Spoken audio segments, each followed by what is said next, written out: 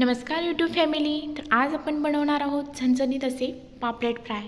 त्यासाठी मी पापलेट स्वच्छ धुवून घेतलेत आणि मधून चिरा पाडून घेतल्यात. त्याच्यावरती अर्धा लिंबू पिळून घेतला आहे. त्याचा रस दोन्ही बाजूने व्यवस्थित लावून घ्यायचा आहे.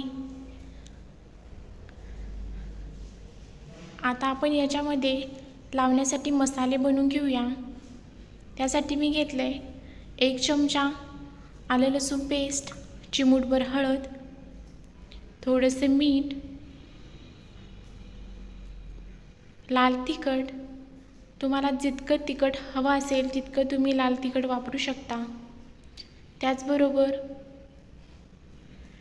इथे मी घेतले थोडीशी धनेपूड, थोडासा गरम मसाला आणि थोडेसे जिरेपूड. आता सर्व हे मिक्स करू.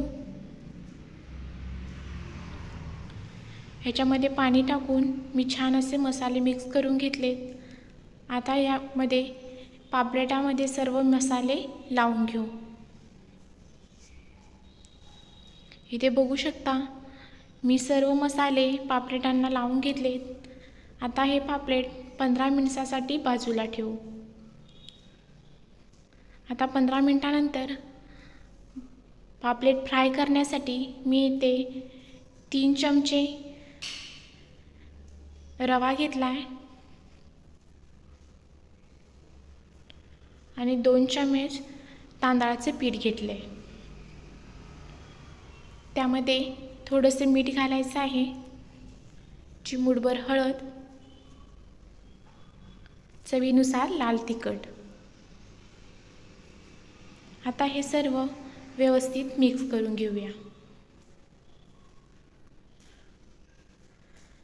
आता 15 मिनिटानंतर आपण पापलेट फ्राय करायसाठी घेऊया. आता हे व्यवस्थित पापलेटाला लावून घ्यायचं आहे. इथे आपलं तेल गरम झालंय, त्याच्यामध्ये पापलेट घालून घ्यायचं आहे.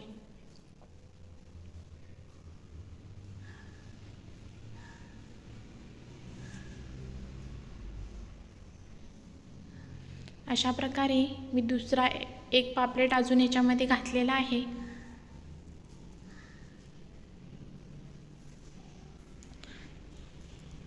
आता हे मीडियम गॅसवर छान असं पापलेट फ्राय करून घ्यायचे आहेत. एका बाजूने आपला पापलेट फ्राय झाला आहे. आता आपण परतून घेऊ.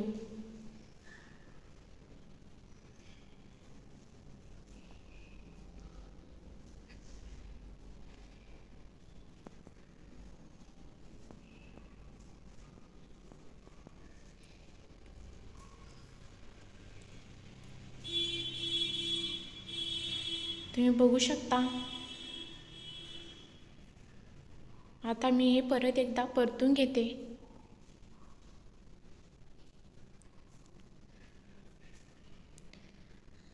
पापलेटांना जे कोटिंग केलं होतं ते बघू शकता तुम्ही, व्यवस्थित छान असं दिसतंय.